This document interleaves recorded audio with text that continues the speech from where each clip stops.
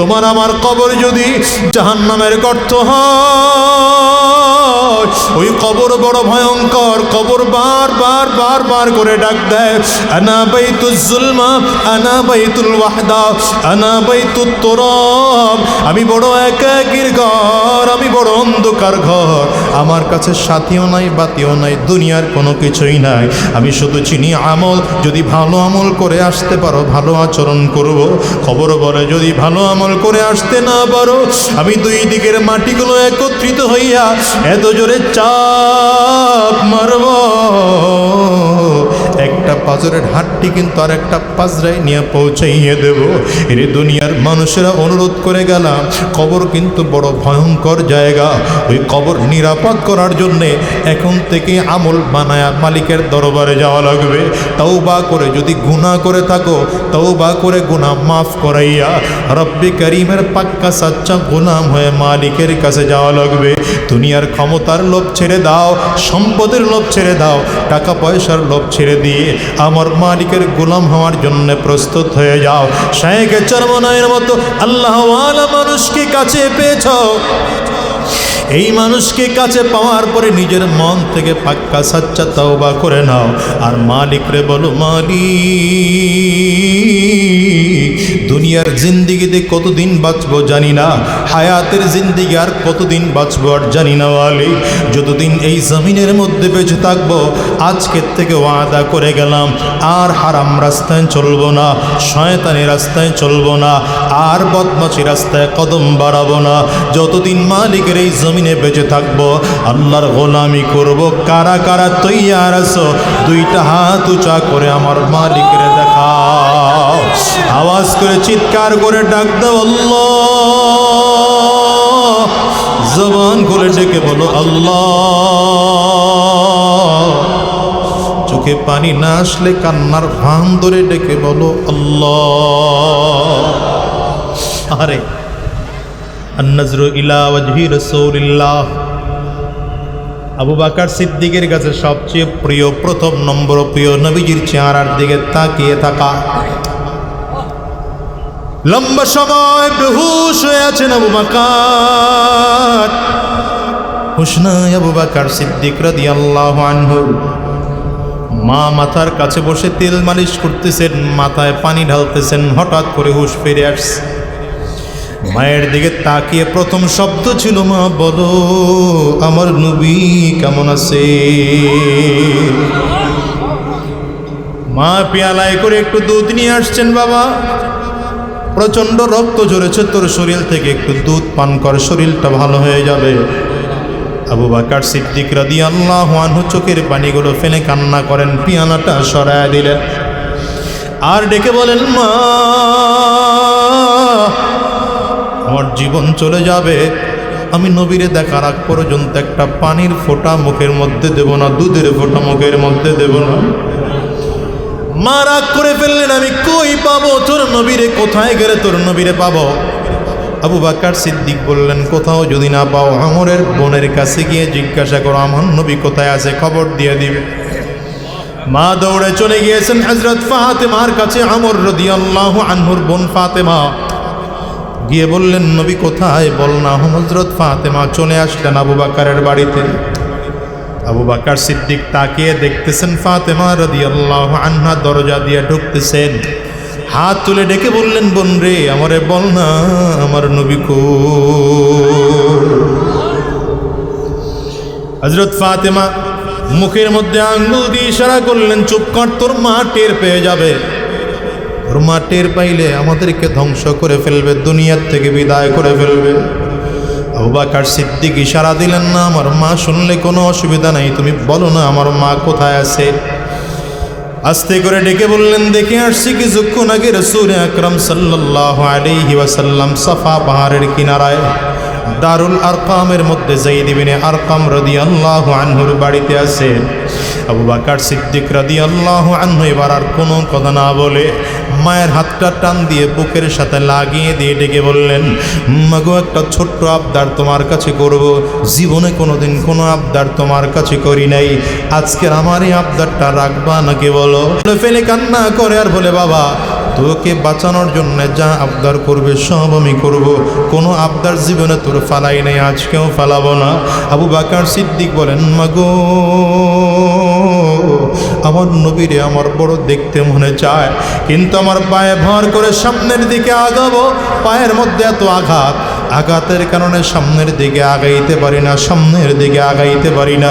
তুমি যদি আমারে বলো আমি তোমার পায়ে ভর করে কাঁধের মধ্যে হাত দিয়ে সামনের দিকে যাব।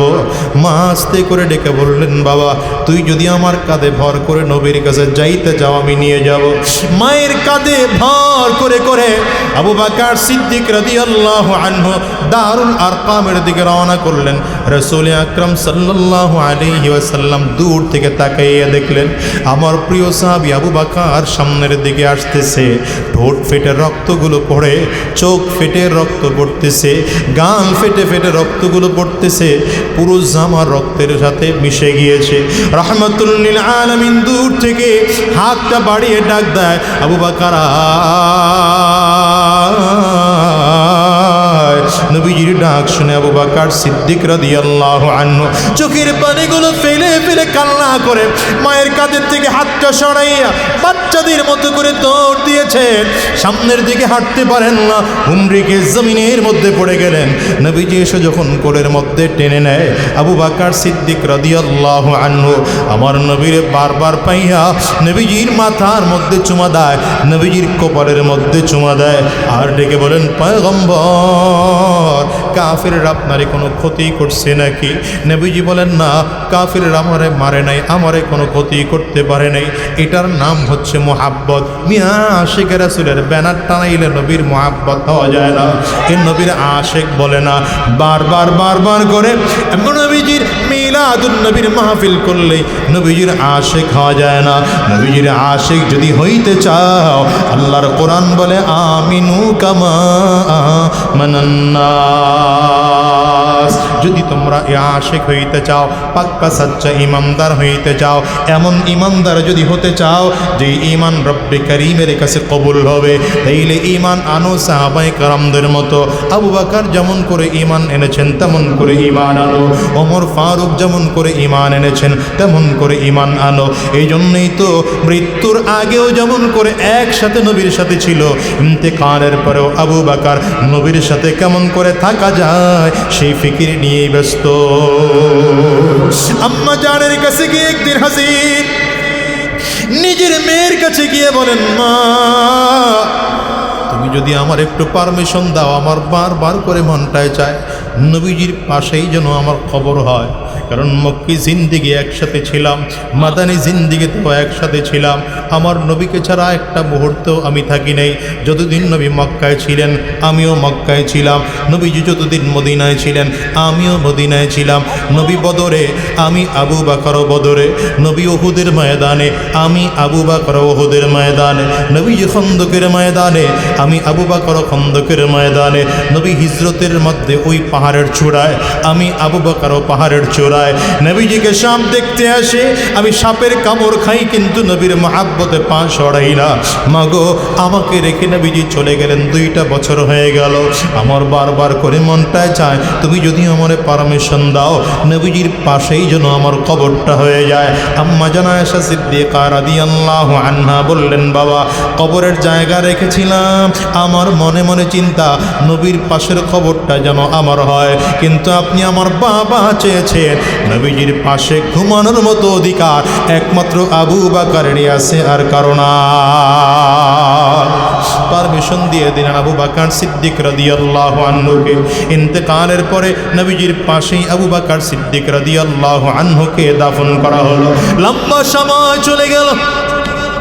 আবু বকর সিদ্দিকের ইন্তেকালের পরে খলিফাতুল মুসলিমিন ওমর 10 বছর শাসন করলেন। ওমর 10 বছর পরে বদমাশ কাফিররা যখন আবু হযরত ওমরকে আঘাত করলেন, প্রচণ্ড আঘাতের কারণে খাদ্য নলি কেটে যায় আবু বকর সিদ্দিক হযরত ওমর ফারুকের।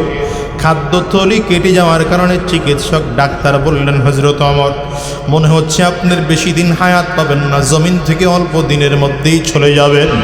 আপনি দ্রুত আপনার পরবর্তী খলিফা কে হবে নির্ধারণ করার ব্যবস্থা করেন। ওমর ফারুক রাদিয়াল্লাহু আনহুকে মসজিদে নববীর বারান্দায় শোয়া দেওয়া হয়েছে। কিতাবের মধ্যে লেখা হয় হযরত ওমর নিজের গাল বালুর সাথে ঘষতেছে আর চিৎকার করে করে বলতেছেন, ওয়াইলুল লাকা ইয়া উমর, ওয়াইলুল লাকা ইয়া উমর, ইল্লাম ইয়াগফির লাকা রাব্বুক। রে ওমর, তোর প্রভু যদি তোরে ক্ষমা না করে তাইলে তুই ধ্বংস।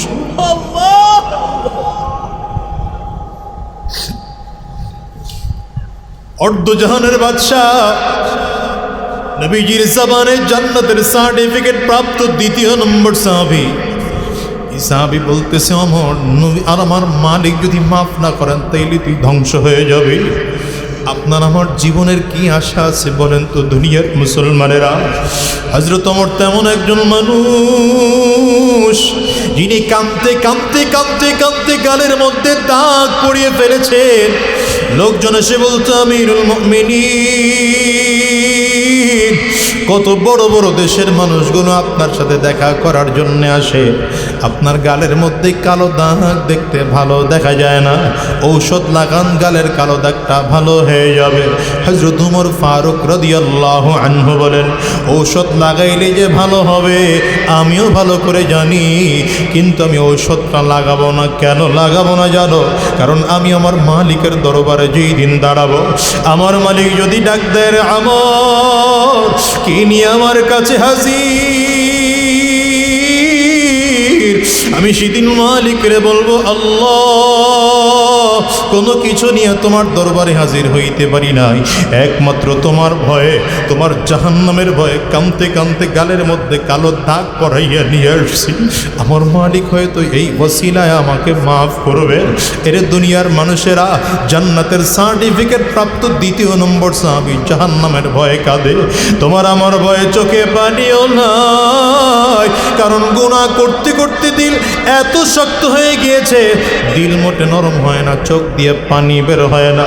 হযরত আলী রাদিয়াল্লাহু আনহু যখন কবরের সামনে দিয়ে হেঁটে হেঁটে যাইতেন, এমনভাবে চোখের পানিগুলো ছেড়ে ছেড়ে কান্না করতেন, চোখ দিয়ে গাল বেয়ে বেয়ে বেয়ে দাড়ি ভিজে জমিনের মধ্যে পানি পড়তো। হাদিসে এসেছে কান্নাহু তাল্লুন, মনে হয় যেন হালকা হালকা বৃষ্টি পড়তেছে, অথচ জাহান্নামের আগুনের ভয়ে তোমার আমার চোখের মধ্যে পানিও নাই। হযরত ওমর রাদিয়াল্লাহু আনহু শোয়া অবস্থায় নিজের সন্তানকে ডাক দিয়েছেন, রে আব্দুল্লাহ এদিকে আয়। নিজের সন্তানকে ডেকে বলে, তাড়াতাড়ি করে যাও আম্মা জান আয়েশা সিদ্দিকা রাদিয়াল্লাহু আনহার কাছে গিয়া একটু আমার জন্য পারমিশন চাও। যদি আম্মা জান আমাকে পারমিশন দিতেন, আমার মনের বড় চাহিদা আমার দুই বন্ধুর পাশের কবরের জায়গাটা যেন আমার একটু হয়। নবী আমার যেখানে ঘুমায়, আবু বকর যেখানে ঘুমায়, আমারও জায়গাটা যেন ওখানেই দেওয়া হয়। আম্মা জানের কাছ থেকে পারমিশন নিয়ে আসো। লম্বা আলোচনা মুসলমান। আব্দুল্লাহ ইবনে ওমর রাদিয়াল্লাহু আনহু চলে গেলেন আম্মা জানের কাছে। আম্মা জান পারমিশন দিয়ে দিলেন, যাও। আমি হাদিসে জানি, হাদিসের ইশারা দিয়া বোঝা যায় আমার নবীর পাশে আবু বকরও থাকবে, ওমরও থাকবে। পারমিশন দিয়ে দিলাম, ওমরের জানাজার পরে দাফন আমার নবীর পাশেই দিবা। সন্তান পারমিশন নিয়ে এসে হাজির, হযরত ওমরের সামনে হাজির হয়ে গেলেন। হযরত ওমর রাদিয়াল্লাহু আনহু সন্তানরা ডেকে বললেন, বাবা আম্মাজান পারমিশন দিয়েছে, হয় নাই, তুমি আর একটা কাজ করবা। আমি যখন জমিন থেকে বিদায় হয়ে যাব, সুন্দর করে গোসল করাইবা, সুন্দর করে গোসল করাইয়া আমার কাফনের কাপড় পরাইবা। জানাজা কমপ্লিট হওয়ার পরে, জানাজা কমপ্লিট কইরা আমার খাটিয়ার লাশটা নিয়ে আম্মা জানের ঘরের সামনে রেখা আম্মা জানের কাছে আবার দ্বিতীয়বার পারমিশন চাইবা। আব্দুল্লাহ ইবনে ওমর বলেন, বাবা এখনই তো পারমিশন দিয়ে দিছেন, আবার নতুন করে কেন চাওয়া লাগবে? হযরত ওমর রাদিয়াল্লাহু আনহু বলেন, এখন আমার পারমিশন দিয়েছে, আমি অর্ধ জগতের বাদশা, গোটা পৃথিবীর অর্ধ পৃথিবী আমার শাসনে চলে।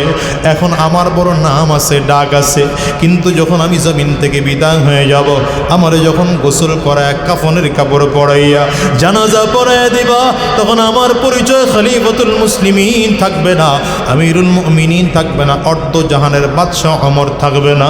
তখন আমার পরিবর্তে মদিনাতে কাউকে আমিরুল মুমিনিন বানাইয়া দেওয়া হবে। আমার পরিবর্তে পরিবর্তে মদিনাতে কাউকে খলিফাতুল মুসলিমিন বানিয়ে দেওয়া হবে, আমার পরিবর্তে অর্ধ জগতের বাদশাহ অন্য কেউ হয়ে যাবে, তখন আমি ওমরের একমাত্র পরিচয় থাকবে নবীর সাহাবী ওমর, আমার পরিচয় থাকবে খাত্তাবের ছেলে ওমর, আমি একজন সাধারণ মানুষ ওমর। সেই দিন যদি আম্মাজান আমাকে পারমিশন দেয়, তাইলে নবীর পাশে আবু বকর সিদ্দিকের পাশে আমার দাফন করবা, আর যদি আম্মাজান পারমিশন না দেয়, আমার এখানে দাফন না কইরা জান্নাতুল বাকির মধ্যে নিয়ে দাফন করবা। ইন্তেকালের পরে সন্তান ওসিয়াত অনুযায়ী একই কাজ করেছে, দাফন সব কমপ্লিট কইরা দাফন করার আগে আম্মা জানের কাছে গিয়ে আবারও গিয়ে জিজ্ঞাসা করলেন, আম্মা জান যদি আপনি পারমিশন দেন, আবু বকর সিদ্দিক আর নবীর পাশে আমার আব্বাকেও শোয়াইতে চায়। আম্মা জান বলেন, পারমিশন আগিয়ে দিয়ে দিলাম। নবীজির হাদিস দ্বারাও প্রমাণ হয় নবীর পাশে ঘুমানোর অধিকার আবু বকরেরই আছে, ওমরেরই আছে। দুনিয়ার মানুষেরা হযরত ওমর নবীর পাশে ঘুমানোর জন্য তো পাগল কেন ছিলেন? কারণ জানেন নবীর কবরের আশেপাশেও জাহান্নামের আযাব আসতে পারে না, কারণ নবীজির কবর রওজাতুম মির রিয়াজিল জান্নাহ, জান্নাতের টুকরা হয়ে যাবেন আমার নবীর রওজা। সুতরাং নবীর পাশে ঘুমাইলে কবরের আযাব থেকে মুক্তি পাওয়া যাবে। জান্নাতের সার্টিফিকেট প্রাপ্ত সাহাবী, তার মধ্যে যদি কবরের এত ভয় থাকে, জাহান্নামের আযাবের এত ভয় থাকে, তোমার আমার কবরের বাড়িটা নিরাপদের জন্য কাজ কি করেছি বলো? দুনিয়ার বাড়িটা নিরাপদ করার জন্য কত ফিকির করি, প্রয়োজনে পুলিশের পাহারা দিয়ে রাখি, প্রয়োজনে সিসি ক্যামেরা বসায় রাখি, কিন্তু তোমার আমার সামনে ইন্তেকালের পরে যে কবরের হায়াত আসতেছে, রাসূল আরবি সাল্লাল্লাহু আলাইহি ওয়াসাল্লাম বলেন, আল কবরু রাউযাতুম মির রিয়াজিল জান্নাহ আও হুফরাতুম মিন হুফারিন নার। কবরটা কারো জন্য জান্নাতের টুকরা হবে, আবার কবরটা কারো জন্য জাহান্নামের গর্ত হয়ে যাবে। তোমার আমার কবর যদি জাহান্নামের গর্ত হয়, ওই কবর বড় ভয়ঙ্কর। কবর বার করে ডাক দেয়, আনা বাইতুজ জুলমা, আনা বাইতুল ওয়াহদা, আনা বাইতুত তুরাব। আমি বড় একাকীর ঘর, আমি বড় অন্ধকার ঘর, আমার কাছে সাথীও নাই, বাতিও নাই, দুনিয়ার কোনো কিছুই নাই। আমি শুধু চিনি আমল, যদি ভালো আমল করে আসতে পারো ভালো আচরণ করব। খবর বলে যদি ভালো আমল করে আসতে না পারো, আমি দুই দিকের মাটিগুলো একত্রিত হইয়া এত জোরে চাপ মারব, একটা পাজরের হাটটি কিন্তু আর একটা পাজরায় নিয়ে পৌঁছাইয়ে দেব। এর দুনিয়ার মানুষেরা অনুরোধ করে গেলাম, কবর কিন্তু বড় ভয়ঙ্কর জায়গা, ওই কবর নিরাপদ করার জন্যে এখন থেকে আমল বানায়া মালিকের দরবারে যাওয়া লাগবে। তওবা করে যদি গুনাহ করে থাকো, তওবা করে গুনাহ মাফ করাইয়া রব্বি করিমের পাক্কা সাচ্চা গোলাম হয়ে মালিকের কাছে যাওয়া লাগবে। দুনিয়ার ক্ষমতার লোভ ছেড়ে দাও, সম্পদের লোভ ছেড়ে দাও, টাকা পয়সার লোভ ছেড়ে দিয়ে আমার মালিকের গোলাম হওয়ার জন্য প্রস্তুত হয়ে যাও। শায়েখে চরমনায়ের মতো আল্লাহওয়ালা মানুষকে কাছে পেয়েছ, এই মানুষকে কাছে পাওয়ার পরে নিজের মন থেকে পাক্কা সাচ্চা তওবা করে নাও, আর মালিকরে বলো, মালিক দুনিয়ার জিন্দিগিতে কতদিন বাঁচবো জানি না, হায়াতের জিন্দিগি আর কতদিন বাঁচবো আর জানি না। মালিক যতদিন এই জমিনের মধ্যে বেঁচে থাকবো, আজকের থেকে ওয়াদা করে গেলাম আর হারাম রাস্তায় চলবো না, শয়তানি রাস্তায় চলবো না, আর বদমাশি রাস্তায় কদম বাড়াবো না।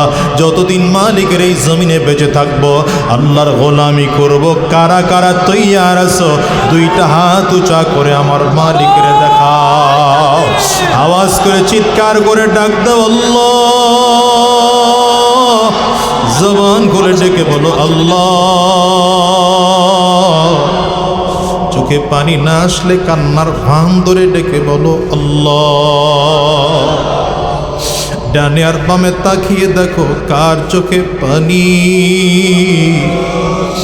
ওই মানুষটার দিকে তাকিয়ে নিজে ধিক্কার মারো, চোখের পানি ফেলে কান্না করো, আর ডেকে বলো আল্লাহ আর হারাম রাস্তায় চলবো না, শয়তানি রাস্তায় চলবো না, আল্লাহ তুমি কবুল করে নাও। বলো আমিন, জবান খুলে আওয়াজ দিয়া বলো আল্লাহুম্মা আমিন। আল্লাহ তাআলা কুরআনুল কারীমের মধ্যে বললেন ইল্লা ইবলিসা আবা ওয়াস্তাকবারা, ইবলিস অস্বীকার করেছে এবং অহংকারই করেছে। ওয়া কানা মিনাল কাফিরিন, এটা আগের থেকেই কাফির ছিল। এই জন্যে কুফরিটা ধরা পড়ছে ঈসা আদম আলাইহিস সালামকে সাজদা দেওয়ার সময়। তো ইবলিসের হাজারো সাজদায় কাজ হয়নি যখন একটা সাজদা নিজের গোলামিত্ব স্বীকার করে দিতে পারেনি। আর আবু বকর সিদ্দিক রাদিয়াল্লাহু আনহুর জীবনের একটা সাজদার দাম কত? সুবহানাল্লাহ। আপনার আমার জিন্দিগির গোটা জিন্দিগির আমল যদি এক পাল্লায় দেওয়া হয়, আর নবীজির সাহাবী আবু বকর সিদ্দিক রাদিয়াল্লাহু আনহুর জীবনের একটা সাজদা, এক রাকাতের একটা সাজদাকে যদি একটা পাল্লায় দেওয়া হয়, সমান হবে? আসতে বলেন কেন সমান হবে? কেন? অথচ হিসাব করে দেখেন, যদি ইবাদতের কোয়ান্টিটি করা হয়, যদি ইবাদতের সংখ্যা করা হয়, তাইলে আবু বকর সিদ্দিক রাদিয়াল্লাহু আনহুর থেকে বেশি সময় ইবাদত করেনেওয়ালা লোক এখানেও আছেন। আবু বকর সিদ্দিক রাদিয়াল্লাহু আনহু ইবাদত করেছেন জীবনের 27 বছর বা 25 বছর। এখানে 70 বছর ইবাদত করেনেওয়ালা লোক আছে না? আছে।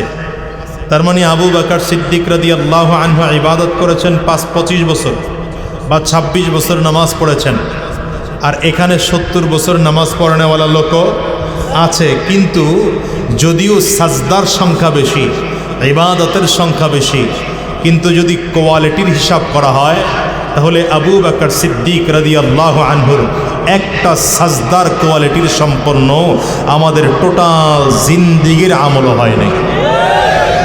এর কারণ হলো আবু বকর সিদ্দিকের ঈমানের পাওয়ার, আপনার আমার ঈমানের পাওয়ার হাজার গুণ ব্যবধান।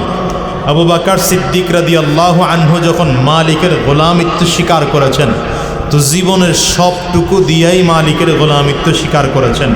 এমনভাবে স্বীকার করেছেন যে আমরা তো নবীজিকে নবী মানার পরেও হাজারো প্রশ্ন, নাস্তিকদের প্রশ্নে ভলকায় যায়, নাস্তিকদের প্রশ্নে আমাদের মধ্যেও চিন্তা চেতনা পরিবর্তন হয়ে যায়।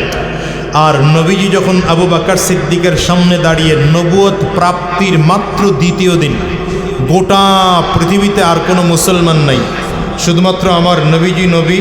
আর প্রথম দিন কালিমা পড়েছেন আম্মাজান খাদিজাতুল কুবরা রাদিয়াল্লাহু আনহা। দ্বিতীয় দিন দাওয়াত দিয়েছেন আবু বকর সিদ্দিক রাদিয়াল্লাহু আনহুকে। তো আবু বকর সিদ্দিক নবীজির সামনে দাঁড়িয়ে কালিমা পড়া আরম্ভ করেছেন। আর একটু জোরে বলা যায় না? নবীজির সামনে দাঁড়িয়ে কালিমা পড়তে আরম্ভ করেছেন। প্রশ্নই করেন নাই হুজুর কেমনে নবুয়তি পাইলেন, পদ্ধতি কি, আমি আপনার কাছ থেকে নবুয়তির প্রমাণ চাই।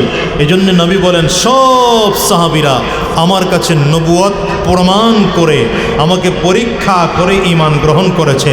আর আবু বকর সিদ্দিক রাদিয়াল্লাহু আনহু বিনা প্রশ্নে আমাকে নবী মেনে নিয়েছে। এটাই হচ্ছে আবু বকরের ঈমান। কারণ আবু বকর সিদ্দিক রাদিয়াল্লাহু আনহু নবীকে পৃথিবীর সব থেকে বেশি ভালোবাসেন। এই জন্যে মসজিদে নববীতে একবার আবু বকর সিদ্দিক দাঁড়িয়েছেন, হুজুর আপনার কাছে যেমন 3টা জিনিস প্রিয়, আমার কাছেও 3টা জিনিস প্রিয়। কারণ নবীজি সাহাবীদের সামনে একদিন বসে সাহাবায়ে কেরামদেরকে বলছেন হুব্বিবা ইলাইয়া মিন দুনিয়াকুম সালাস। সাহাবায়ে কেরাম, গোটা পৃথিবীর মধ্যে আমার কাছে সব থেকে পছন্দের কাজ হলো 3টা। আবু বকর সিদ্দিক বলেন হুজুর আমার কাছেও পছন্দের কাজ 3টা। আল্লাহু আকবার চিল্লায়া বলেন।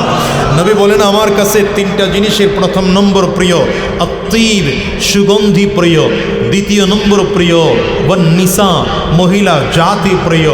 3 নম্বর প্রিয় জুইলাত কুররাতু আইনি ফিস সালাহ, নামাজের মধ্যে আমি নবী আমার চোখের শীতলতা খুঁজে পাই। নবীজি বলার সাথে সাথে আবু বকর দাঁড়িয়েছেন, হুজুর আমার কাছেও 3টা জিনিস প্রিয়। বলেন কয়টা? আবু বকর সিদ্দিক রাদিয়াল্লাহু আনহুর কাছেও প্রিয় জিনিস গোটা পৃথিবীতে কয়টা? এর মধ্যে 1 নম্বর প্রিয় আন-নাজরু ইলা ওয়াজহি রাসূলিল্লাহ, আন-নাজরু ইলা ওয়াজহি রাসূলিল্লাহ। আবু বকর সিদ্দিক রাদিয়াল্লাহু আনহু বলেন পয়গম্বর আমি আবু বকরের কাছে সব থেকে প্রিয় জিনিস হলো 3টা। এর মধ্যে 1 নম্বর প্রিয় আপনার সুন্দর চেহারার দিকে তাকিয়ে থাকা। 2 নম্বর প্রিয় ইনফাকু মালি আলা রাসূলিল্লাহ। আবু বকর সিদ্দিক বলেন, পয়গম্বর আমার যত সম্পদ আছে সব সম্পদ আপনার জন্য খরচ করা আমি আবু বকরের কাছে সবথেকে প্রিয়। পয়গম্বর আরবির দিকে লক্ষ্য করে আবু বকর সিদ্দিক রাদিয়াল্লাহু আনহু বলেন, পয়গম্বর আমার কাছে 3 নম্বর প্রিয় আমার একটা বাচ্চা মেয়ে আছে, মাত্র 6 বছর বয়স, নাম তার আয়েশা। আমার বারবার করে মনটায় চায় আমার এই বাচ্চা মেয়ে আয়েশাকে আপনি নবীর কাছে বিয়ে দেব। নবী আমার হ্যাঁও বলেন না, নাও বলেন না, চুপচাপ বসা আছেন। রব্বে করিমের এখনো সিদ্ধান্তের অপেক্ষায় আছেন। জিবরাইল আমিন রাসূলের কাছে হাজির হয়ে ডেকে বললেন, পয়গম্বর রেশমি রুমালটা রব্বে করিমের দরবার থেকে নিয়ে এসেছি। রেশমি রুমালটার মধ্যে নাকি একটা মেয়ের ছবি আছে। আল্লাহ তাআলা বলেছেন এই মেয়েটাকে যদি পছন্দ হয় বিয়ের প্রস্তাব আমার আল্লাহ তাআলা নিজে দিয়ে পাঠিয়েছে। তাইলে বলেন তো আম্মা জান আয়েশা সিদ্দিকা রাদিয়াল্লাহু আনহাকে বিয়ে আমার নবী প্রস্তাব আগে দিয়েছেন না আবু বকর সিদ্দিক প্রস্তাব দিয়েছেন? শুধু আবু বকর সিদ্দিকে প্রস্তাব দেন নাই, বরঞ্চ প্রস্তাব আমার আল্লাহ তাআলা নিজে দিয়েছেন। এরপরেও যদি আজকে 1450 বছর পরে এসে কোনো বদমাশ আমার নবীকে নারী লোভী বলে গালি দেয়, আমার নবীকে ধর্ষক বলে গালি দেয়, আমার নবীকে চরিত্রহীন বলে গালি দেয়, আমার নবীকে লুচ্চা নবী বলে গালি দেয়, বোঝা যাবে ওর মাথায় কুকুর পেশাব করেছে, বাংলার জমিনে বসবাস করার অধিকার ওর না। বিগত দিনে আমরা দেখেছি এই বাংলাদেশে প্রধানমন্ত্রীর সাবেক যে ছিল স্বৈরাচার, কথা কয় না কেন, এর বিরুদ্ধে কথা বললে শাস্তি দেওয়া হতো, আবার বঙ্গবন্ধুর বিরুদ্ধে কথা বললেও শাস্তি দেওয়া হতো। আমরা এতদিন নবীর পক্ষে নবীর বিরুদ্ধে যে কথা বলবে তাদের বিরুদ্ধে আইন পাশ করার জন্য বারবার বলেছি, আইন পাশ করা হয় নাই। বর্তমান সরকারকে বলবো, বিশেষ করে ধর্ম উপদেষ্টা যিনি আছেন আমাদের কলিজার মানুষ, ধর্ম উপদেষ্টার মাধ্যমে বলবো বাংলাদেশের সংবিধানে নতুন করে আইন পাশ করতে হবে। এখন থেকে কেউ যদি আমার নবীকে লুচ্চা নবী বলে গালি দেয়, আমার নবীকে নিয়ে যদি কেউ কটূক্তি করে কথা বলে, ফাঁসির রায় কার্যকর করে সংবিধানে আইন পাশ করতে হবে। হাত তুলে বলো ঠিক কিনা? এদেশের মানুষ আওয়ামী লীগ করতে পারে, বিএনপি করতে পারে, জাতীয় পার্টি জামাত জাসদ বাসদ করতে পারে, কিন্তু নবীকে সবাই ভালোবাসে কিনা? আওয়াজ করে চিল্লায় বলেন ভালোবাসে কিনা? সুতরাং আমরা আমাদের কলিজার থেকে আমার নবীকে বেশি ভালোবাসি। আবু বকর সিদ্দিক রাদিয়াল্লাহু আনহুর জীবনের ভালোবাসাটাও এমন ছিল। পয়গম্বর আমার জীবনের প্রথম ভালোবাসা, আপনার চেহারার দিকে তাকিয়ে থাকা জীবনের দ্বিতীয় ভালো কাজ, আপনার জন্য সম্পদ খরচ করা 3 নম্বর আমার জীবনের প্রিয় কাজ, আপনার কাছে আমার মেয়েটা বিয়ে দেওয়া। এই জন্য আমার নবী ডেকে বলেন, গোটা সাহাবায়ে কেরামদের আমল নামা যদি এক পাল্লায় দেওয়া হয় আমার ওমরের আমলের পাল্লার সমান হবে না। ওমরের আমল সহ গোটা সাহাবীদের আমল যদি একটা পাল্লায় দেওয়া হয় আবু বকর সিদ্দিকের এক রাতের আমলের সমান হবে না। আবু বকর সিদ্দিক রাদিয়াল্লাহু আনহু নবীর এতটা প্রিয়, এই জন্যই তো আবু বকর সিদ্দিক রাদিয়াল্লাহু আনহু মার খায়, চোখ দিয়ে পানি পড়তেছে, গাল বেয়ে বেয়ে রক্ত পড়তেছে, কিন্তু হুঁশ ফিরে আসার পরে দ্বিতীয় কোনো কথা নাই, নবীর মুহাব্বত ছাড়া দ্বিতীয় কোনো কথা নাই। ওই মক্কার সামনে দাঁড়িয়ে আবু বকর সিদ্দিক রাদিয়াল্লাহু আনহু খুতবা দিচ্ছিলেন তাওহীদের পক্ষে, ইসলামের পক্ষে, দ্বীনের পক্ষে। কাফির মুশরিকরা ইসলামের পক্ষে খুতবা দেওয়ার কারণে আবু বকর সিদ্দিককে মারতে আরম্ভ করেছে। ও মিয়া, ইসলাম মুসলমানদেরকে মারামারি আর নির্যাতনের বিষয়টা আজকে নতুন নয়, এটা বহু আগ থেকেই চলে এসেছে। বর্তমান যুগে দেখেন না, যে আলেমরা একটু গরম কথা কয় এগুলো নিয়ে জেলে ভরে রাখতে, আসতে বলেন কেন, জোরে বলা যায় না, কলিজা না। আলেমরা যে জোরে কথা কয় একটু ভিতরে নিয়ে বইরে রাখে, হুজুর ভিতরে থাকেন, আপনার বাহিরে বের হওয়ার দরকার নাই। আর জাগরে ভিতরে ঢুকাইতে সাহস পায় না, এদেরকে নির্বাচনের সময় আবার আঘাত করে, যেমন শায়েখে চরমনাইয়ের উপরে হামলা করা হয়েছে। কারণ চিন্তা করে এই ব্যাটারে যদি জেলে নেওয়ার সাহসও করি, তাইলে এর যেই মুরিদান আছে জেল থাকবে না। কথা কন না কেন, আসতে বলেন কেন? যদিও শায়েখে চরমনাইয়েরও জেল খাটছেন কোনো এক সময়, তো জেল খাটাখাটি এটা নতুন না। শোনেন, আমরা মাঝে মাঝে বলি আরে জেল তো আমাদের নবীরাও খাটছেন, সুতরাং এটা নিয়ে আমাদের টেনশন নাই, দাওয়াত এখানে দেবো নয়তো জেলখানায় দেবো, এই তো ব্যবধান। হ্যাঁ, আমি তো এই জন্য বলি, যাদেরকে তোমরা জেলখানায় আটকে রেখেছ, একজনকে তো জীবিতই বের হইতে দাও নাই, মৃত্যুর পরে জেলখানার থেকে বের করছে। কিন্তু তার ফাঁসির রায় যে লিখছে, কালা মাইনকা কলা পাতার মধ্যে ঘুমাইতে হয়েছে, কলা পাতার মধ্যে।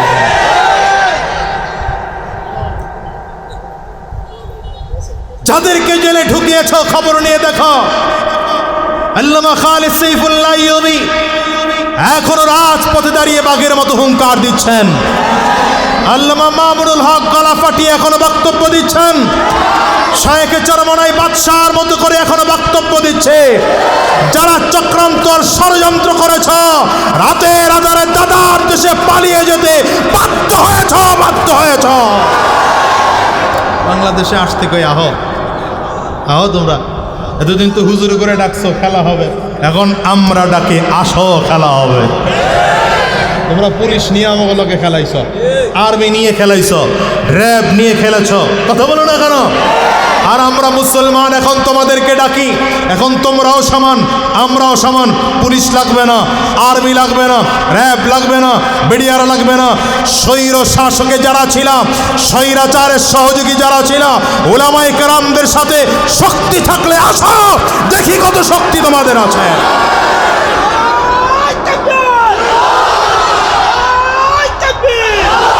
শোনো শোনো, আমাদের কাছে আমেরিকার শক্তি নাই, আমাদের কাছে ভারতের শক্তি নাই, আমাদের কাছে চায়নার শক্তি নাই, আমাদের কাছে রাশিয়ার শক্তি নাই, আমাদের কাছে মিসাইল নেই, বিমান নাই, কামান নাই, ক্ষেপণাস্ত্র নেই, কিন্তু ঈমান আছে ভেতরে। রব্বে করিমের শক্তি আমাদের ভেতরে আছে।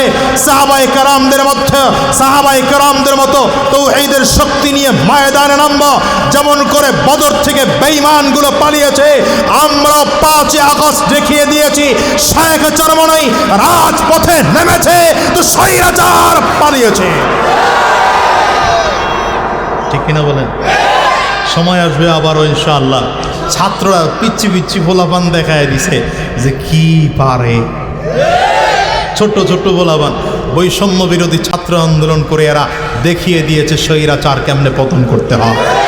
সুতরাং আগামীর বাংলাদেশ তো আমরা স্বপ্ন দেখছি, ইসলামের বাংলাদেশ।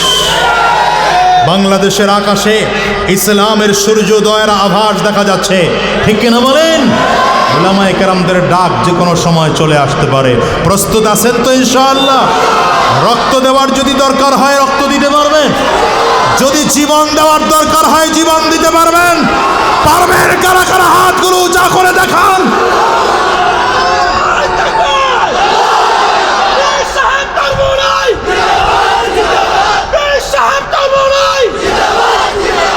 আল্লাহ কবুল করো, আমিন বলেন। তবে আমাদের ছোট্ট একটা কাজ করতে হবে, সেই কাজ হলো এখন থেকে কোনো আলেমদের বিরুদ্ধে কোনো দিন কথা বলবো না। এটা এখন একটা ট্রেন্ড হয়ে গেছে। আর ফেসবুকে হুজুরদের বিরুদ্ধে কথা বললে লাইক কমেন্ট বেশি করে। ফেসবুক যারা চালায় এরা হুজুরদের বিরুদ্ধে লেখাটা এটা একটা ট্রেন্ড হয়ে গেছে। আমি বলবো এটা বাদ দিতে হবে, এটা বাদ দিতে হবে, ঠিক কিনা বলেন? আমরা উলামায়ে কেরামদের সাথে আগেও ছিলাম, এখনো আছি, আগামীতেও থাকবো ইনশাআল্লাহ। আল্লাহ আমাদের কবুল করুন, চিল্লায় বলেন আমিন। ওর ভাইরা, তো আমাদের টোটাল জিন্দেগির নামাজ, টোটাল জিন্দেগির ইবাদত আর আবু বকর সিদ্দিক রাদিয়াল্লাহু আনহুর জিন্দেগির একটা সাজদা কোনোদিন সমান হবে না। কেন? আবু বকর সিদ্দিক রাদিয়াল্লাহু আনহুর ঈমানের পাওয়ার বেশি। ঠিক না? ঠিক না? আশ্চর্যের বিষয়, আশ্চর্যের বিষয়, এত ইমানের পাওয়ার, এত আমল জিন্দিগির, এরপরেও মৃত্যুর আগে চোখের পানি। এই যুগের ইমানদারদের সব থেকে খারাপ লক্ষণ হলো জীবনে ইবাদত তো নাই, অনুশোচনা বোধটুকু পর্যন্ত নাই। ইবলিস আল্লাহর হুকুম অমান্য করার পরেও আরো সবচেয়ে বড় কুফরি যেটা, সেটা হচ্ছে ওয়াস্তাকবারা। আল্লাহ বলেন আবা, অস্বীকার করছে ভালো কথা, কিন্তু অস্বীকার করার পরেও যদি সে একটু অনুশোচনা বোধ তৈরি করতো, আল্লাহ ভুল করে ফেলাইছি না, সে বড়ত্ব প্রমাণ করে সে আরো যুক্তি দেখাইছে, ঠিক না? وَإِذْ قُلْنَا لِلْمَلَائِكَةِ اسْجُدُوا لِآدَمَ فَسَجَدُوا إِلَّا إِبْلِيسَ أَبَى وَاسْتَكْبَرَ وَكَانَ مِنَ الْكَافِرِينَ। আবু বকর সিদ্দিক রাদিয়াল্লাহু আনহুর জীবনের আমল আপনার আমার জীবনের আমল কোনোদিন এক হবে না। কেন? রাসূল আরবি সাল্লাল্লাহু আলাইহি ওয়াসাল্লাম আম্মা জান আয়েশা সিদ্দিকা রাদিয়াল্লাহু আনহার সাথে খোলা আকাশের নিচে বসে গল্প করতেছেন। আম্মা জান আকাশের তারকার দিকে তাকিয়ে তারকা গণতেছেন, কিন্তু কিছু দূর গেলে আউলায় যায়, গণা হয় না। নবীজি ডেকে বললেন, আয়েশা কি গণতেছে? বলে আসমানের তারকা। নবীজি বললেন, গণে শেষ করতে পারতেছ? বলে না। এবার নবী বলেন, আয়েশা বলো তো, এই আসমানে যেমন অগণিত তারকা, এমন অগণিত আমল আমার কোন সাহাবীর আমল নামায় আছে বলতে পারো? সুবহানাল্লাহ, জোরে কইবেন না। আমার কোন সাহাবীর আমল নামায় আছে বলতে পারো? আম্মা জান আয়েশা সিদ্দিকা চিন্তা করলেন, কে আর হবে, হয়তো আমার বাবা। কিন্তু নবীজির জবান থেকে শুনবেন এজন্যে চমৎকার করে জবাব দিলেন, আল্লাহু ওয়া রাসূলুহু আ'লামু, আমি জানি না, আমার আল্লাহ এবং রসুল ভালো জানেন। রাসূল আরবি সাল্লাল্লাহু আলাইহি, ফ্ল্যাশটা বন্ধ করেন। রাসূল আরবি বললেন, আয়েশা আসমানের অগণিত তারকার মতো নেকি আমার সাহাবী ওমরের আছে। কার আমল নামায়? কার আমল নামায়? আম্মা জানের চেহারা একটু মলিন হয়ে গেল, সতীনের বাবার নাম বলছে, ঠিক না? রাসূল আরবি সাল্লাল্লাহু আলাইহি ওয়াসাল্লাম বলেন, আয়েশা তুমি জানো ওমরের গোটা জিন্দেগির আমল যদি এক পাল্লায় দেওয়া হয়, আর আমার আবু বকরের এক রাতের আমল যদি এক পাল্লায় দেওয়া হয়, কশিন কালেও সমান হবে না। এজন্য বলি হিজরতের রাত তো ভয়ঙ্কর রাত।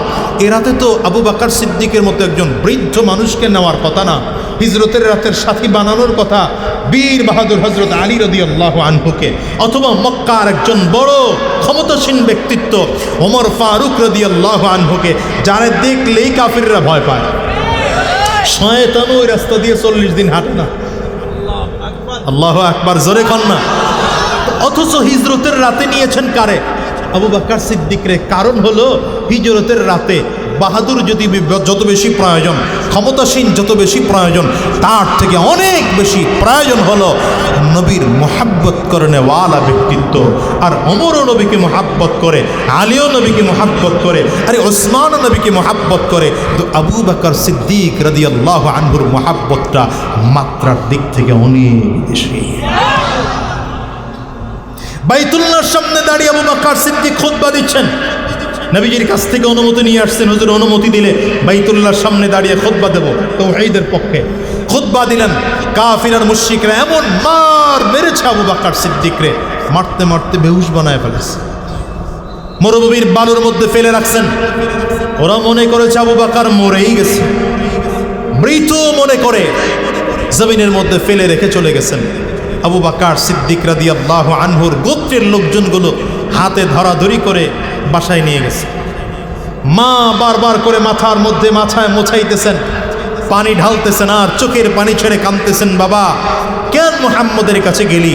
কারণ মা তখনও কালিমা পড়ে মুসলমান হন নাই। মা তখনও কালিমা পড়ে মুসলমান হন নাই। কেন গেলি? আবু বকর সিদ্দিকের হুঁশ নাই। ঠোঁট ফেটে রক্ত বের হয়, কপাল ফেটে রক্ত বের হয়, গাল ফেটে রক্ত বের হয়, আরে প্রত্যেকটা অঙ্গ প্রত্যঙ্গের জায়গায় আঘাত। পায়ের নিচে এমন মার মেরেছে যে পায়ের তলা নিচে রাখার সুযোগ ছিল না। আরে আন-নাজরু ইলা ওয়াজহি রাসূলিল্লাহ, আবু বকর সিদ্দিকের কাছে সবচেয়ে প্রিয়, প্রথম নম্বর প্রিয় নবীজির চেহারার দিকে তাকিয়ে থাকা।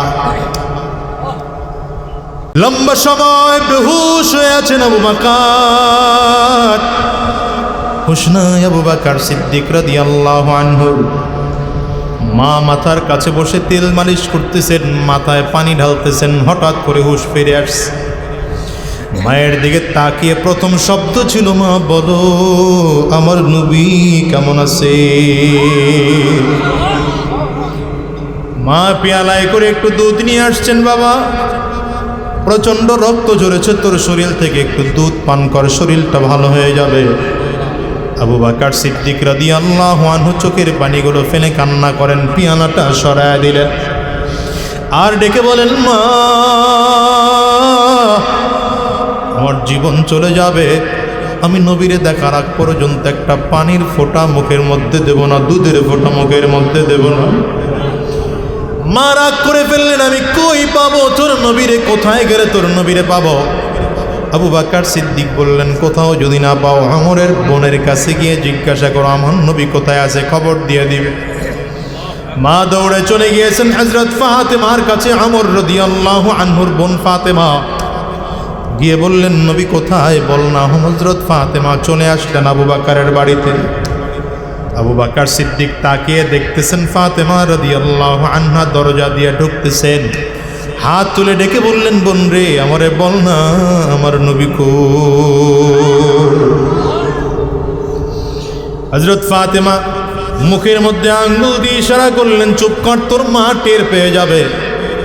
তোর মা টের পাইলে আমাদেরকে ধ্বংস করে ফেলবে, দুনিয়ার থেকে বিদায় করে ফেলবে। আবু বকর সিদ্দিক ইশারা দিলেন, না আমার মা শুনলে কোনো অসুবিধা নাই, তুমি বলো না আমার মা কোথায় আছে। আস্তে করে ডেকে বললেন, দেখে আসছি কিছুক্ষণ আগে রাসূল আকরাম সাল্লাল্লাহু আলাইহি ওয়াসাল্লাম সাফা পাহাড়ের কিনারায় দারুল আরকামের মধ্যে যায়েদ ইবনে আরকাম রাদিয়াল্লাহু আনহুর বাড়িতে আছেন। আবু বকর সিদ্দিক রাদিয়াল্লাহু আনহু এবার আর কোনো কথা না বলে মায়ের হাতটা টান দিয়ে বুকের সাথে লাগিয়ে দিয়ে ডেকে বললেন, মাগো একটা ছোট্ট আবদার তোমার কাছে করব, জীবনে কোনোদিন কোনো আবদার তোমার কাছে করি নাই, আজকের আমার এই আবদারটা রাখবা নাকি বলো? ফেলে কান্না করে আর বলে, বাবা তোকে বাঁচানোর জন্য যা আবদার করবে সব আমি করব, কোনো আবদার জীবনে তোর ফালাই নাই, আজকেও ফালাবো না। আবু বকর সিদ্দিক বলেন, মাগো আমার নবীরে আমার বড় দেখতে মনে চায়, কিন্তু আমার পায়ে ভর করে সামনের দিকে আগাবো, পায়ের মধ্যে এত আঘাতের কারণে সামনের দিকে আগাইতে পারি না, সামনের দিকে আগাইতে পারি না। তুমি যদি আমারে বলো আমি তোমার পায়ে ভর করে কাঁধের মধ্যে হাত দিয়ে সামনের দিকে যাব। মা আস্তে করে ডেকে বললেন, বাবা তুই যদি আমার কাঁধে ভর করে নবীর কাছে যাইতে যাও আমি নিয়ে যাব। মায়ের কাঁধে ভর করে করে আবু বকর সিদ্দিক রাদিয়াল্লাহু আনহু দারুল আরকামের দিকে রওনা করলেন। রাসূল আকরাম সাল্লাল্লাহু আলাইহি ওয়াসাল্লাম দূর থেকে তাকাইয়া দেখলেন আমার প্রিয় সাহাবী আবু বকর সামনের দিকে আসতেছে। ঠোঁট ফেটে রক্তগুলো পড়ে, চোখ ফেটে রক্ত পড়তেছে, গাল ফেটে ফেটে রক্তগুলো পড়তেছে, পুরো জামা রক্তের সাথে মিশে গিয়েছে। রাহমাতুল লিল আলামিন দূর থেকে হাতটা বাড়িয়ে ডাক দেয়, আবু বকর। নবীজির ডাক শুনে আবু বকর সিদ্দিক রাদিয়াল্লাহু আনহু চোখের পানিগুলো ফেলে ফেলে কান্না করে মায়ের কাঁধের থেকে হাতটা সরাইয়া বাচ্চাদের মতো করে দৌড় দিয়েছেন। সামনের দিকে হাঁটতে পারেন না, হুমড়িকে জমিনের মধ্যে পড়ে গেলেন। নবীজি এসে যখন কোলের মধ্যে টেনে নেয়, আবু বকর সিদ্দিক রাদিয়াল্লাহু আনহু আমার নবীরে বারবার পাইয়া নবীজির মাথার মধ্যে চুমা দেয়, নবীজির কপালের মধ্যে চুমা দেয় আর ডেকে বলেন, পয়গম্বর কাফিররা আপনারে কোনো ক্ষতি করছে নাকি? নবীজি বলেন, না কাফিররা আমারে মারে নাই, আমারে কোনো ক্ষতি করতে পারে নাই। এটার নাম হচ্ছে মুহাব্বত। মিয়া আশিকের রাসূলের ব্যানার টানাইলে নবীর মুহাব্বত হওয়া যায় না, এ নবীর আশিক বলে না। বারবার বারবার করে নবীজির মিলাদুন নবীর মাহফিল করলে নবীজির আশিক হওয়া যায় না। নবীজির আশিক যদি হইতে চাও, আল্লাহর কোরআন বলে আমিনু কামা আমানান্নাস, যদি তোমরা এ আশিক হইতে চাও, পাক্কা সাচ্চা ইমানদার হইতে চাও, এমন ইমানদার যদি হতে চাও যে ঈমান রব্বে কারীমের কাছে কবুল হবে, তাইলে ঈমান আনো সাহাবায়ে কেরামদের মতো। আবু বকর যেমন করে ঈমান এনেছেন তেমন করে ঈমান আনো, ওমর ফারুক যেমন করে ঈমান এনেছেন তেমন করে ঈমান আনো। এই জন্যই তো মৃত্যুর আগেও যেমন করে একসাথে নবীর সাথে ছিল, ইন্তেকালের পরেও আবু বকর নবীর সাথে কেমন করে থাকা যায় সেই ফিকির নিয়েই ব্যস্ত। আম্মা জানের কাছে গিয়ে একদিন হাজির, নিজের মেয়ের কাছে গিয়ে বলেন, মা তুমি যদি আমার একটু পারমিশন দাও, আমার বারবার করে মনটায় চায় নবীজির পাশেই যেন আমার খবর হয়। কারণ মক্কি জিন্দিগি একসাথে ছিলাম, মাদানী জিন্দিগিতেও একসাথে ছিলাম, আমার নবীকে ছাড়া একটা মুহূর্তেও আমি থাকি নাই। যতদিন নবী মক্কায় ছিলেন আমিও মক্কায় ছিলাম, নবীজি যতদিন মদিনায় ছিলেন আমিও মদিনায় ছিলাম। নবী বদরে আমি আবু বকর বদরে, নবী উহুদের ময়দানে আমি আবু বকর উহুদের ময়দানে, নবীজি খন্দকের ময়দানে আমি আবু বকর খন্দকের ময়দানে, নবী হিজরতের মধ্যে ওই পাহাড়ের চূড়ায় আমি আবু বকর পাহাড়ের চূড়ায়। নবীজিকে সাপ দেখতে আসে, আমি সাপের কামড় খাই কিন্তু নবীর মহাব্বতে পা সরাই না। মাগো আমাকে রেখে নবীজি চলে গেলেন, 2টা বছর হয়ে গেল। আমার বারবার করে মনটায় চায় তুমি যদি আমার পারমিশন দাও নবীজির পাশেই যেন আমার কবরটা হয়ে যায়। আম্মা জানা আয়েশা সিদ্দিকা রাদিয়াল্লাহু আনহা বললেন, বাবা কবরের জায়গা রেখেছিলাম, আমার মনে মনে চিন্তা নবীর পাশের কবরটা যেন আমার হয়, কিন্তু আপনি আমার বাবা চেয়েছেন নবীজির পাশে ঘুমানোর মতো অধিকার একমাত্র আবু বকরেরই আছে, আর কারণ পারমিশন দিয়ে দিলেন আবু বকর সিদ্দিক রাদিয়াল্লাহু আনহুকে। ইন্তেকালের পরে নবীজির পাশেই আবু বকর সিদ্দিক রাদিয়াল্লাহু আনহুকে দাফন করা হলো। লম্বা সময় চলে গেল। আবু বকর সিদ্দিকের ইন্তেকালের পরে খলিফাতুল মুসলিমিন ওমর 10 বছর শাসন করলেন। ওমর 10 বছর পরে বদমাশ কাফিররা যখন আবু হযরত ওমরকে আঘাত করলেন, প্রচণ্ড আঘাতের কারণে খাদ্য নলি কেটে যায় আবু বকর সিদ্দিক হযরত ওমর ফারুকের। খাদ্যথলি কেটে যাওয়ার কারণে চিকিৎসক ডাক্তার বললেন, হযরত ওমর মনে হচ্ছে আপনার বেশি দিন হায়াত পাবেন না, জমিন থেকে অল্প দিনের মধ্যেই চলে যাবেন। আপনি দ্রুত আপনার পরবর্তী খলিফা কে হবে নির্ধারণ করার ব্যবস্থা করেন। ওমর ফারুক রাদিয়াল্লাহু আনহুকে মসজিদে নববীর বারান্দায় শোয়া দেওয়া হয়েছে। কিতাবের মধ্যে লেখা হয় হযরত ওমর নিজের গাল বালুর সাথে ঘষতেছে আর চিৎকার করে করে বলতেছেন, ওয়াইলুল লাকা ইয়া উমর, ওয়াইলুল লাকা ইয়া উমর ইল্লাম ইয়াগফির লাকা রাব্বুক।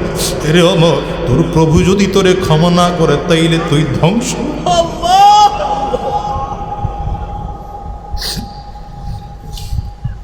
অর্ধজাহানের বাদশা, নবীজির জবানে জান্নাতের সার্টিফিকেট প্রাপ্ত 2 নম্বর সাহাবী।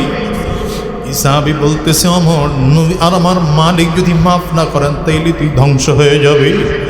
আপনার আমার জীবনের কি আশা আছে বলেন তো দুনিয়ার মুসলমানেরা? হযরত ওমর তেমন একজন মানুষ যিনি কাঁদতে কাঁদতে কাঁদতে কাঁদতে গালের মধ্যে দাগ পড়িয়ে ফেলেছেন। লোকজন এসে বলতো, আমিরুল মুমিনিন কত বড় বড় দেশের মানুষগুলো আপনার সাথে দেখা করার জন্য আসে, আপনার গালের মধ্যে কালো দাগ দেখতে ভালো দেখা যায় না, ঔষধ লাগান গালের কালো দাগটা ভালো হয়ে যাবে। হযরত ওমর ফারুক রাদিয়াল্লাহু আনহু বলেন, ঔষধ লাগাইলে যে ভালো হবে আমিও ভালো করে জানি, কিন্তু আমি ঔষধটা লাগাবো না। কেন লাগাবো না জানো? কারণ আমি আমার মালিকের দরবারে যেই দিন দাঁড়াবো, আমার মালিক যদি ডাক দেয় আমর কি নিয়ে আমার কাছে হাজির, আমি সেদিন মালিকরে বলবো, আল্লাহ কোনো কিছু নিয়ে তোমার দরবারে হাজির হইতে পারি নাই, একমাত্র তোমার ভয়ে, তোমার জাহান্নামের ভয়ে কাঁদতে কাঁদতে গালের মধ্যে কালো দাগ পড়াইয়া নিয়ে আসছি। আমার মালিক হয়তো এই ওসিলায় আমাকে মাফ করবে। এর দুনিয়ার মানুষেরা জান্নাতের সার্টিফিকেট প্রাপ্ত 2 নম্বর সাহাবী জাহান্নামের ভয়ে কাঁদে, তোমার আমার ভয়ে চোখে পানিও নাই। কারণ গুনাহ করতে করতে দিল এত শক্ত হয়ে গিয়েছে, দিল মোটে নরম হয় না, না, চোখ দিয়ে পানি বের হয় না। হযরত আলী রাদিয়াল্লাহু আনহু যখন কবরের সামনে দিয়ে হেঁটে হেঁটে যাইতেন, এমনভাবে চোখের পানিগুলো ছেড়ে ছেড়ে কান্না করতেন, চোখ দিয়ে গাল বেয়ে বেয়ে বেয়ে দাড়ি ভিজে জমিনের মধ্যে পানি পড়তো। হাদিসে এসেছে কান্নাহু তাল্লুন, মনে হয় যেন হালকা হালকা বৃষ্টি পড়তেছে, অথচ জাহান্নামের আগুনের ভয়ে তোমার আমার চোখের মধ্যে পানিও নাই। হযরত ওমর রাদিয়াল্লাহু আনহু শোয়া অবস্থায় নিজের সন্তানকে ডাক দিয়েছেন, রে আব্দুল্লাহ এদিকে আয়। নিজের সন্তানকে ডেকে বলে তাড়াতাড়ি করে যাও আম্মা জান আয়েশা সিদ্দিকা রাদিয়াল্লাহু আনহার কাছে গিয়া একটু আমার জন্য পারমিশন চাও। যদি আম্মা জান আমাকে পারমিশন দিতেন, আমার মনের বড় চাহিদা আমার দুই বন্ধুর পাশের কবরের জায়গাটা যেন আমার একটু হয়। নবী আমার যেখানে ঘুমায়, আবু বকর যেখানে ঘুমায়, আমারও জায়গাটা যেন ওখানেই দেওয়া হয়। আম্মা জানের কাছ থেকে পারমিশন নিয়ে আসো। লম্বা আলোচনা মুসলমান। আব্দুল্লাহ ইবনে ওমর রাদিয়াল্লাহু আনহু চলে গেলেন আম্মা জানের কাছে। আম্মা জান পারমিশন দিয়ে দিলেন, যাও। আমি হাদিসে জানি, হাদিসের ইশারা দিয়া বোঝা যায় আমার নবীর পাশে আবু বকরও থাকবে, ওমরও থাকবে। পারমিশন দিয়ে দিলাম, ওমরের জানাজার পরে দাফন আমার নবীর পাশেই দিবা। সন্তান পারমিশন নিয়ে এসে হাজির, হযরত ওমরের সামনে হাজির হয়ে গেলেন।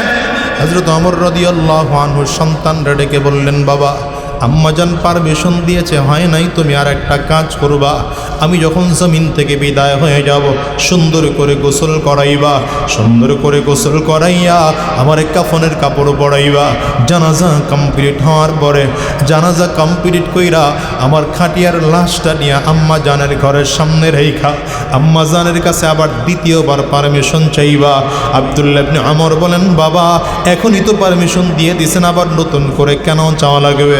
হযরত ওমর রাদিয়াল্লাহু আনহু বলেন, এখন আমারে পারমিশন দিয়েছে, আমি অর্ধ জগতের বাদশা, গোটা পৃথিবীর অর্ধ পৃথিবী আমার শাসনে চলে। এখন আমার বড় নাম আছে, ডাক আছে, কিন্তু যখন আমি জমিন থেকে বিদায় হয়ে যাব, আমারে যখন গোসল করায় কাফনের কাপড় পরাইয়া জানাজা পরাইয়া দিবা, তখন আমার পরিচয় খলিফাতুল মুসলিমিন থাকবে না, আমিরুল মুমিনিন থাকবে না, অর্ধ জাহানের বাদশা ওমর থাকবে না। তখন আমার পরিবর্তে মদিনাতে কাউকে আমিরুল মুমিনিন বানাইয়া দেওয়া হবে, আমার পরিবর্তে মদিনাতে কাউকে খলিফাতুল মুসলিমিন বানিয়ে দেওয়া হবে, আমার পরিবর্তে অর্ধ জগতের বাদশাহ অন্য কেউ হয়ে যাবে। তখন আমি ওমরের একমাত্র পরিচয় থাকবে নবীর সাহাবী ওমর, আমার পরিচয় থাকবে খাত্তাবের ছেলে ওমর, আমি একজন সাধারণ মানুষ ওমর। সেই দিন যদি আম্মা জান আমাকে পারমিশন দেয়, তাইলে নবীর পাশে আবু বকর সিদ্দিকের পাশে আমার দাফন করবা। আর যদি আম্মা জান পারমিশন না দেয়, আমার এখানে দাফন না কইরা জান্নাতুল বাকির মধ্যে নিয়ে দাফন করবা। ইন্তেকালের পরে সন্তান ওসিয়াত অনুযায়ী একই কাজ করেছে, দাফন সব কমপ্লিট কইরা দাফন করার আগে আম্মা জানের কাছে গিয়ে আবারও গিয়ে জিজ্ঞাসা করলেন, আম্মা জান যদি আপনি পারমিশন দেন, আবু বকর সিদ্দিকার নবীর পাশে আমার আব্বাকেও শোয়াইতে চায়। আম্মা জান বলেন, পারমিশন আগিয়ে দিয়ে দিলাম। নবীজির হাদিস দ্বারাও প্রমাণ হয় নবীর পাশে ঘুমানোর অধিকার আবু বকরেরই আছে, ওমরেরই আছে। দুনিয়ার মানুষেরা হযরত ওমর নবীর পাশে ঘুমানোর জন্য এত পাগল কেন ছিলেন? কারণ জানেন নবীর কবরের আশেপাশেও জাহান্নামের আযাব আসতে পারে না, কারণ নবীজির কবর রওজাতুম মির রিয়াজিল জান্নাহ, জান্নাতের টুকরা হয়ে যাবেন আমার নবীর রওজা। সুতরাং নবীর পাশে ঘুমাইলে কবরের আযাব থেকে মুক্তি পাওয়া যাবে। জান্নাতের সার্টিফিকেট প্রাপ্ত সাহাবী, তার মধ্যে যদি কবরের এত ভয় থাকে, জাহান্নামের আযাবের এত ভয় থাকে, তোমার আমার কবরের বাড়িটা নিরাপদের জন্য কাজ কি করেছি বলো? দুনিয়ার বাড়িটা নিরাপদ করার জন্য কত ফিকির করি, প্রয়োজনে পুলিশের পাহারা দিয়ে রাখি, প্রয়োজনে সিসি ক্যামেরা বসায় রাখি, কিন্তু তোমার আমার সামনে ইন্তেকালের পরে যে কবরের হায়াত আসতেছে, রাসূল আরবি সাল্লাল্লাহু আলাইহি ওয়াসাল্লাম বলেন, আল কবরু রাউযাতুম মির রিয়াজিল জান্নাহ আও হুফরাতুম মিন হুফারিন নার। কবরটা কারো জন্য জান্নাতের টুকরা হবে, আবার কবরটা কারো জন্য জাহান্নামের গর্ত হয়ে যাবে। তোমার আমার কবর যদি জাহান্নামের গর্ত হয়, নয়। ওই কবর বড় ভয়ঙ্কর, কবর বার করে ডাক দেয়, আনা বাইতুল জুলমা, আনা বাইতুল ওয়াহদা, আনা বাইতুত তুরাব। আমি বড় একাকীর ঘর, আমি বড় অন্ধকার ঘর, আমার কাছে সাথীও নাই, বাতিও নাই, দুনিয়ার কোনো কিছুই নাই। আমি শুধু চিনি আমল, যদি ভালো আমল করে আসতে পারো ভালো আচরণ করব। খবর বলে যদি ভালো আমল করে আসতে না পারো, আমি দুই দিকের মাটিগুলো একত্রিত হইয়া এত জোরে চাপ মারব, একটা পাজরের হাটটি কিন্তু আর একটা পাজরায় নিয়ে পৌঁছাইয়ে দেব। এর দুনিয়ার মানুষেরা অনুরোধ করে গেলাম, কবর কিন্তু বড় ভয়ঙ্কর জায়গা। ওই কবর নিরাপদ করার জন্যে এখন থেকে আমল বানায়া মালিকের দরবারে যাওয়া লাগবে। তওবা করে যদি গুনাহ করে থাকো, তওবা করে গুনাহ মাফ করাইয়া রব্বে করিমের পাক্কা সাচ্চা গোলাম হয়ে মালিকের কাছে যাওয়া লাগবে। দুনিয়ার ক্ষমতার লোভ ছেড়ে দাও, সম্পদের লোভ ছেড়ে দাও, টাকা পয়সার লোভ ছেড়ে দিয়ে আমার মালিকের গোলাম হওয়ার জন্য প্রস্তুত হয়ে যাও। শায়েখে চরমনায়ের মতো আল্লাহওয়ালা মানুষকে কাছে পেয়েছ, এই মানুষকে কাছে পাওয়ার পরে নিজের মন থেকে পাক্কা সাচ্চা তওবা করে নাও, আর মালিকরে বলো, মালিক দুনিয়ার জিন্দিগিতে কতদিন বাঁচবো জানি না, হায়াতের জিন্দিগি আর কতদিন বাঁচবো আর জানি না। মালিক যতদিন এই জমিনের মধ্যে বেঁচে থাকবো, আজকের থেকে ওয়াদা করে গেলাম আর হারাম রাস্তায় চলবো না, শয়তানি রাস্তায় চলবো না, আর বদমাশি রাস্তায় কদম বাড়াবো না। যতদিন মালিকের এই জমিনে বেঁচে থাকবো আল্লাহর গোলামি করব। কারা কারা তৈয়ার আছো? দুইটা হাত উঁচা করে আমার মালিকের দেখাও, আওয়াজ করে চিৎকার করে ডাক দাও আল্লাহ, জবান খুলে ডেকে বলো আল্লাহ।